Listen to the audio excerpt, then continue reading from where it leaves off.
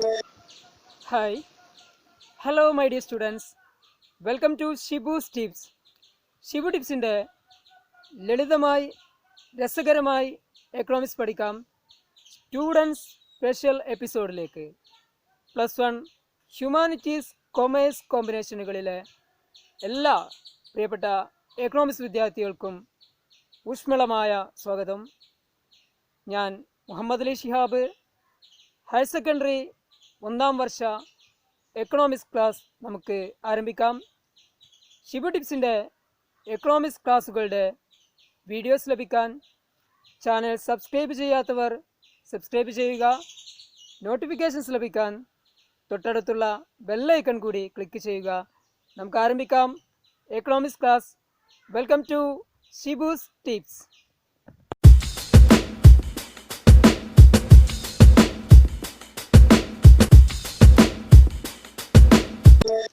എൻ്റെ പ്രിയപ്പെട്ട +1 എക്കണോമിക്സ് വിദ്യാർത്ഥികളെ, +1-ൽ നമുക്ക് എക്കണോമിക്സിൽ പഠിക്കാനുള്ളത് 2 ടെക്സ്റ്റ് ബുക്കുകളാണ്.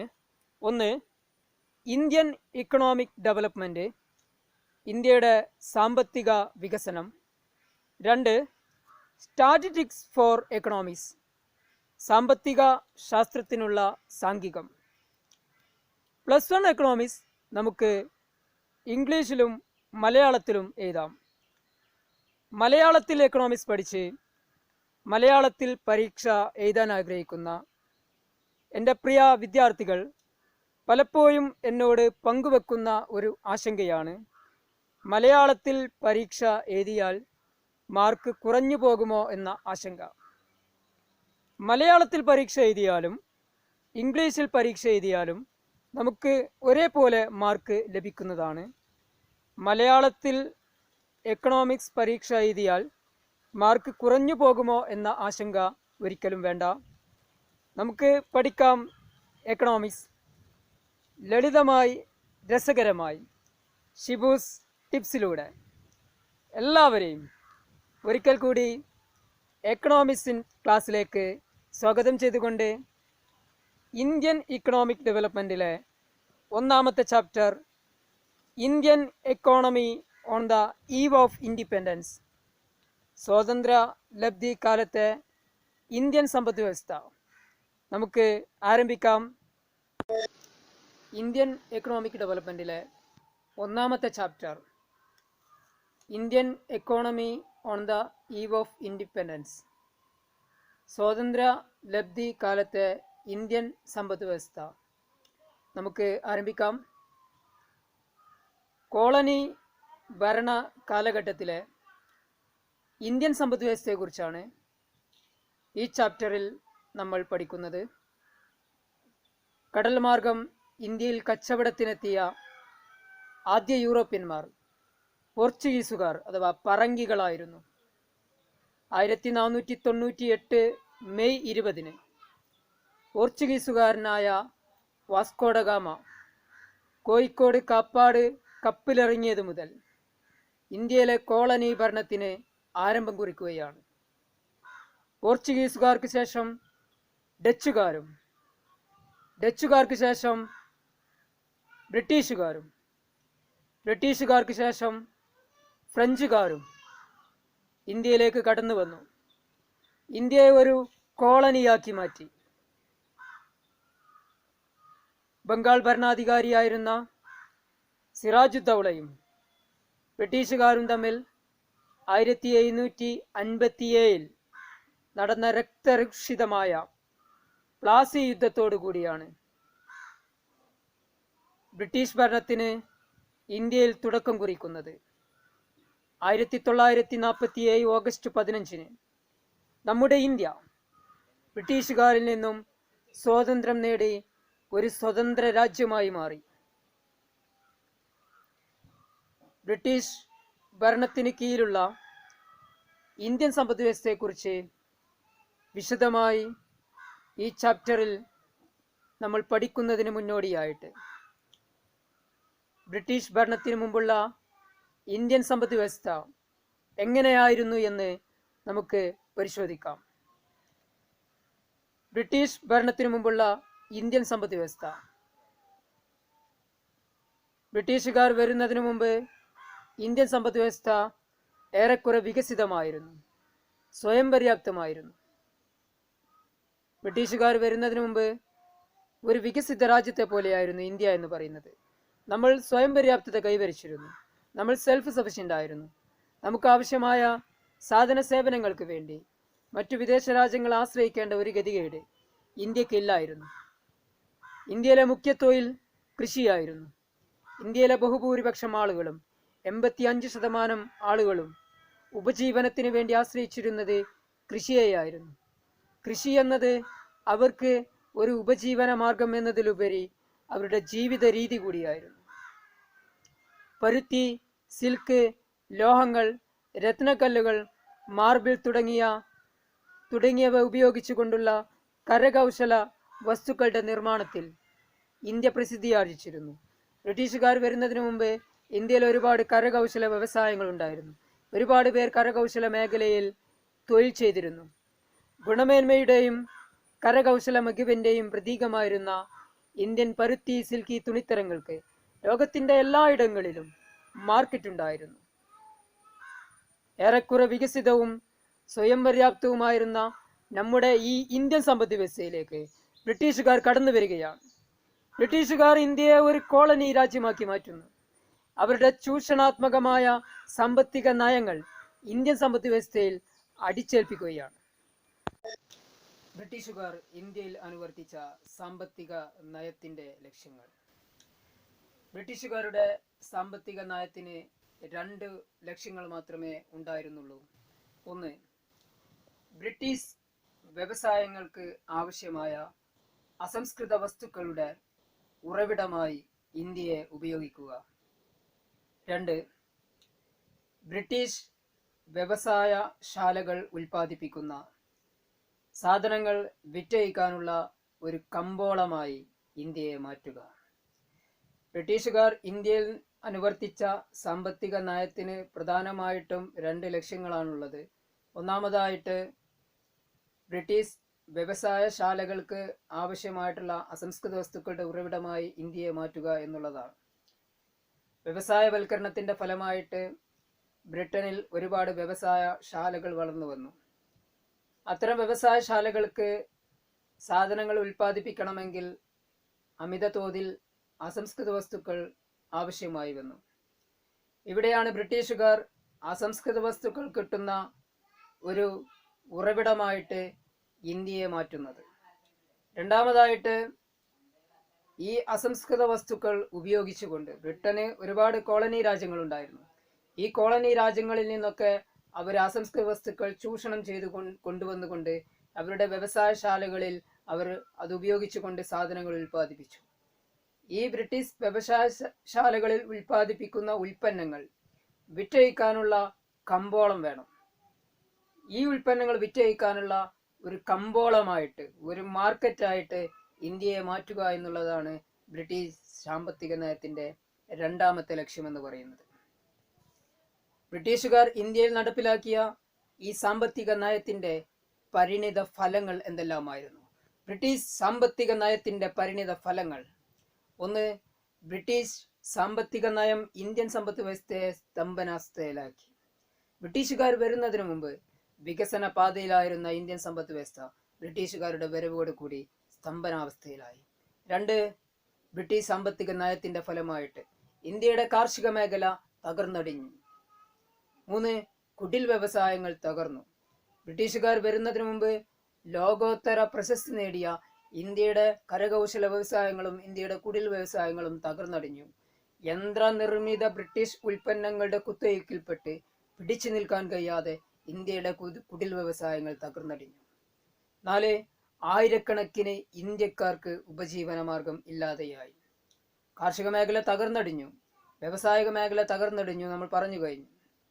ഇതിന്റെ ഫലമായിട്ട് കാർഷിക മേഖലയിൽ ഇന്ത്യയിലെ 85% ആളുകളും കാർഷിക മേഖലയിലായിരുന്നു തൊഴിൽ ചെയ്തിരുന്നത്.